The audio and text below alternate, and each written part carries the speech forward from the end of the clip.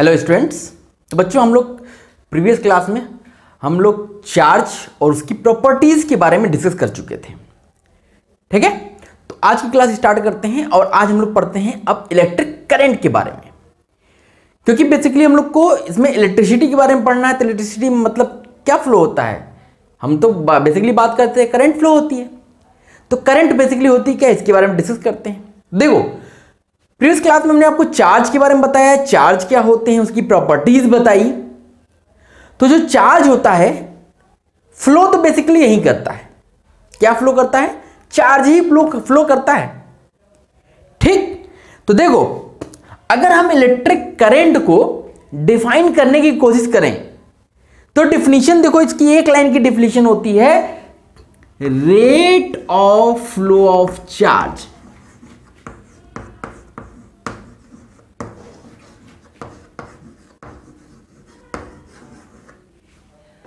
Rate of flow of charge, charge किस rate से flow कर रहा है। और रेट मतलब किसके रिस्पेक्ट की बात की जा रही है? टाइम के रिस्पेक्ट की। टाइम रेट से चार्ज कैसे फ्लो कर रहा है, that will be called the electric current. मतलब अगर हम बात करें तो इलेक्ट्रिक करंट को हम लोग डिनोट करते हैं आई से। किसे डिनोट करते हैं? आई से। तो I इज इक्वल टू क्या हो गया? Rate of flow of charge. Charge कितना फ्लो कर रहा है और कितने टाइम में कर रहा है, विद रिस्पेक्ट टू टाइम कितना चार्ज फ्लो कर रहा है, that will be called your electric current. तो I इज इक्वल टू क्या आ गया बच्चों? Q upon T।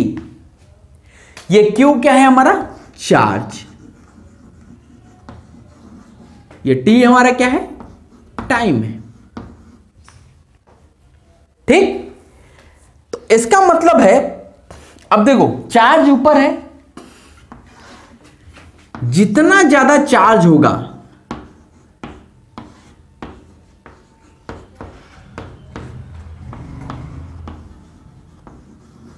जितना ज्यादा चार्ज होगा करंट भी उतना होगा। करंट भी ज्यादा,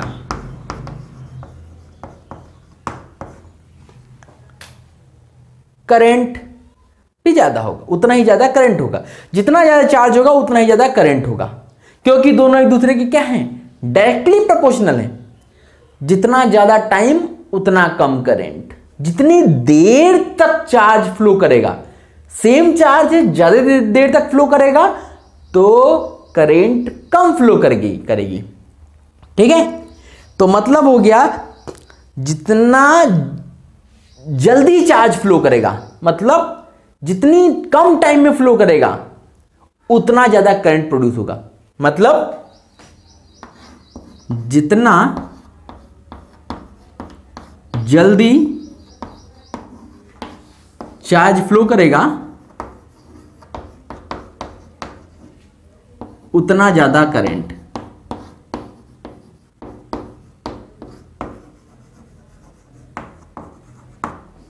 जितनी जल्दी चार्ज फ्लो कर जाएगा उतना ही ज्यादा करंट फ्लो करेगा। समझ में आ रही बात? तो इसका मतलब है, हमने क्या लिखा? हमने लिखा current is equal to amount of charge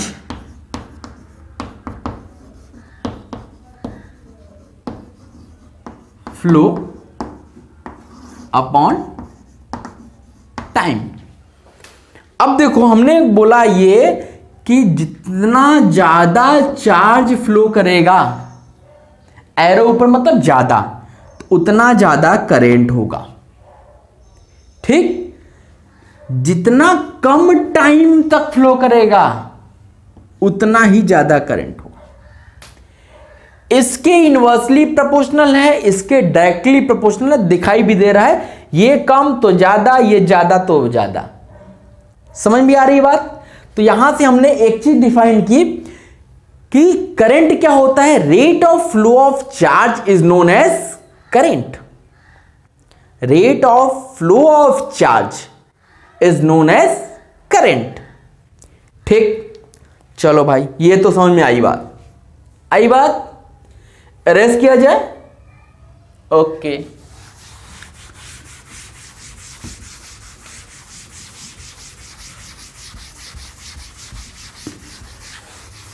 अब देखो, अगर हम एसआई यूनिट की बात करें, किसकी? करंट की।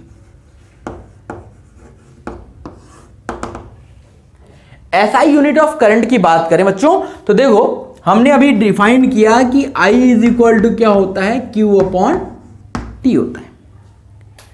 ठीक, तो देखो एसआई यूनिट जो होता है इसका, वो होता है एम्पियर।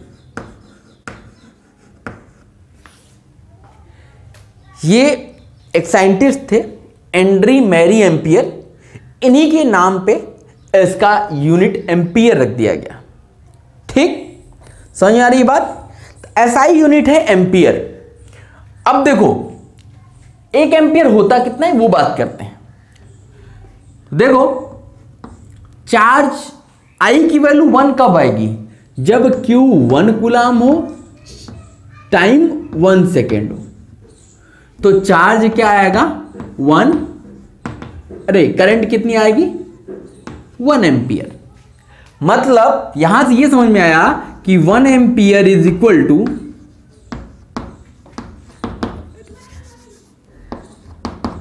1 coulomb per second. यही दिखाई दे रहा है। तो अगर हम ये कहें कि इसका एक यूनिट और है करंट का, एम्पियर कह लो या कूलाम पर सेकेंड कह लो, दोनों मतलब एक ही है। तो करंट की यूनिट क्या हो गई? या तो एम्पियर या तो कूलाम पर सेकेंड। एक कूलाम पर सेकेंड को ही हम एम्पियर बोलते हैं। अब देखो यहां से एक चीज और आती है कि डेफिनेशन क्या होगी अगर 1 एम्पियर को डिफाइन करना हो। डेफिनेशन ऑफ 1 एम्पियर, अगर कोई आपसे 1 एम्पियर की डेफिनेशन पूछेगा तो आप क्या बोलोगे? तो देखो यहीं से डिफाइन करते हैं हम लोग। क्या कहते हैं कि अगर किसी सर्किट में 1 कूलाम चार्ज 1 सेकंड के लिए फ्लो हो रही हो, तो उस सर्किट में करंट कितनी फ्लो होगी? 1 एम्पियर की। किसी सर्किट में 1 कूलाम चार्ज 1 सेकंड के लिए फ्लो हो रही हो, तो सर्किट में कितनी करंट फ्लो होगी?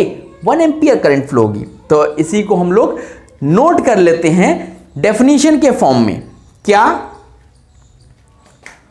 1 एम्पियर करंट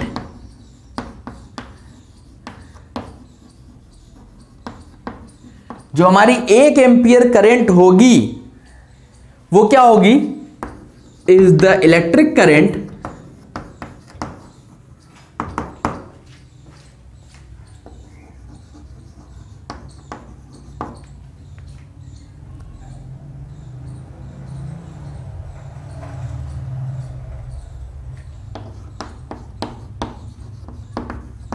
flowing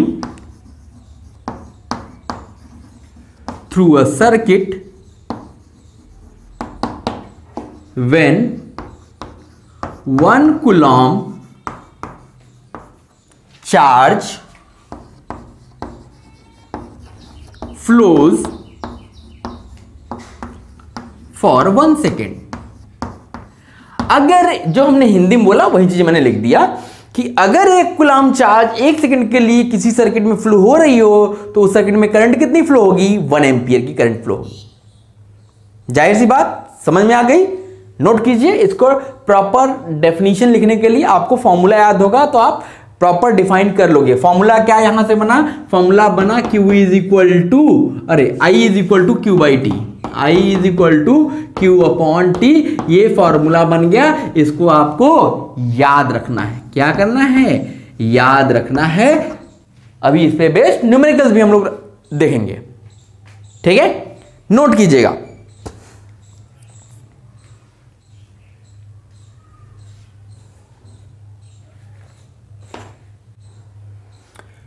अब देखो जैसे इसका एक यूनिट तो एम्पियर हो गया, कुछ और यूनिट्स भी होते हैं।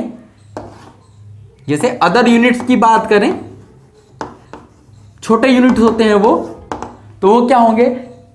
जैसे मिली एम्पियर,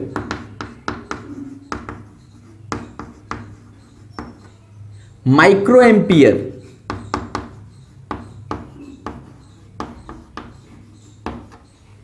अब जैसे मिली एम्पियर है तो 1 मिली एम्पियर, देखो 1 milliampere is equal to 10⁻³ ampere. ठीक, ऐसे ही 1 microampere is equal to 10⁻⁻6 ampere. ठीक, तो ये माइक्रो का साइन होता है, ऐसे बनता है, थोड़ा सा m बना के इसको इस तरह कर देते हैं तो ये माइक्रो हो जाता है। तो मिली और माइक्रो जो है आपके ये छोटे यूनिट्स हैं, करंट को मेजर करने के स्मॉलर यूनिट्स हैं other than ampere. Got it? चलो इतनी सारी चीजें समझ में आ गई, आगे बढ़ते हैं। इरेज कीजिए बच्चों।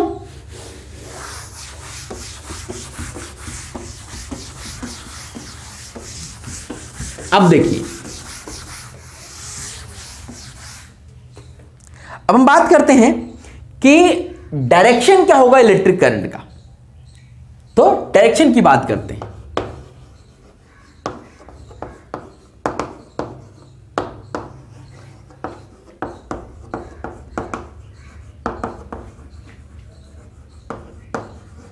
जो इलेक्ट्रिक करंट फ्लो होगी उसका डायरेक्शन क्या होगा, इसकी बात करते हैं।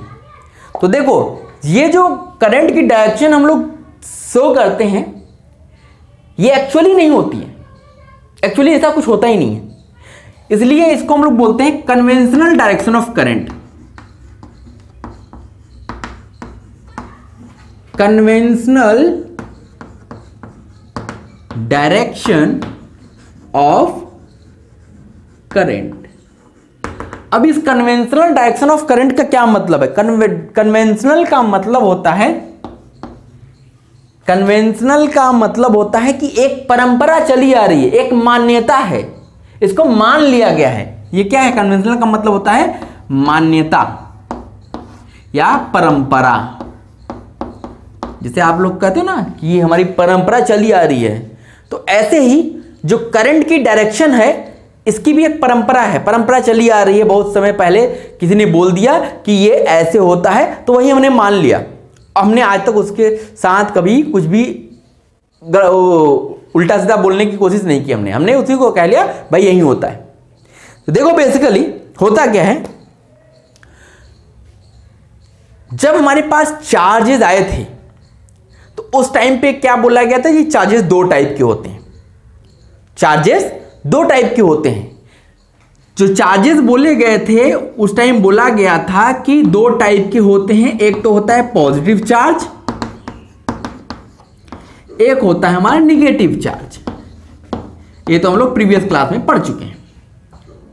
ठीक, तो जिस टाइम ये पॉजिटिव निगेटिव चार्ज खोजे गए थे उस टाइम इलेक्ट्रॉन नाम का कोई भी चीज नहीं खोजा गया था।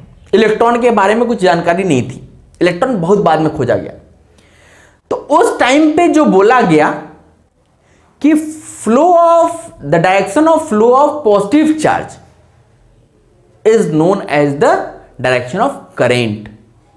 उस टाइम ये बोल दिया गया कि the direction of flow of positive charge is known as the direction of electric current. और वहीं चलती चली आ रही चीज, यही हमारी चीजें चलती चली आ रही हैं हम। लेकिन पॉजिटिव चार्ज तो फ्लो होता नहीं है, हम लोग तो ये जानते हैं पॉजिटिव चार्ज तो फ्लो ही होता है, होता तो नेगेटिव चार्ज है। तो the opposite of negative charge flow is known as the direction of current. इसी को हमने करंट की डायरेक्शन का फ्लो मान लिया। ठीक, तो उस टाइम पे बोला गया था कि the direction of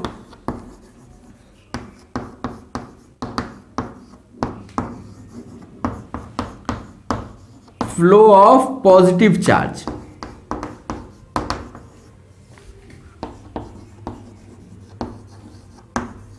is known as direction of electric current.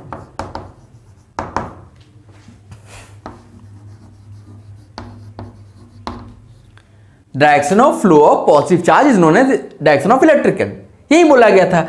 लेकिन जब बाद में ये देखा गया कि पॉजिटिव चार्ज तो फ्लो ही नहीं होता है, तो बाद में इसमें बोल दिया गया कि द अपोजिट ऑफ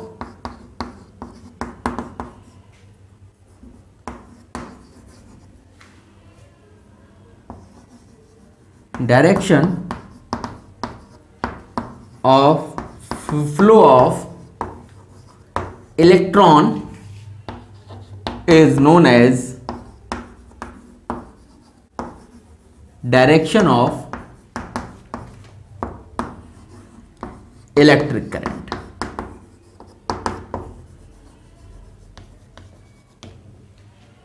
ऐसा कुछ होता नहीं है, लेकिन हमने कन्वेंशन मान लिया है, तो ये चलता चला आ रहा है और चलता रहेगा, क्योंकि हमने मान लिया कि यही होता है, क्योंकि ऐसा कुछ होता ही नहीं है।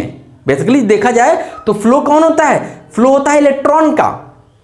अब इलेक्ट्रॉन के अपोजिट करंट फ्लो कर रही है, तो ऐसा कुछ नहीं है, लेकिन हमने मान लिया है तो बस वही मानते चले आ रहे हैं। तो डायरेक्शन ऑफ इलेक्ट्रिक करंट क्या होगी कि opposite of flow of electron is known as direction of electric current. ठीक है, तो ये हमारा था इलेक्ट्रिक करंट, और क्या होता है इलेक्ट्रिक करंट, उसके यूनिट्स क्या होते हैं, और इलेक्ट्रिक करंट का डायरेक्शन ऑफ इलेक्ट्रिक करंट कैसे किस डायरेक्शन में फ्लो करता है। ठीक है, समझ में आ रही चीजें? तो इसको आप नोट डाउन कर लीजिए। फिर अगली क्लास में हम लोग मिलेंगे तो इसके बाद की चीज पढ़ेंगे, और क्या पढ़ेंगे हम लोग, इस पे बेस पहले कुछ न्यूमेरिकल्स लगाएंगे। ओके, तो चलो बच्चों नेक्स्ट क्लास में मिलते हैं। Okay, thank you.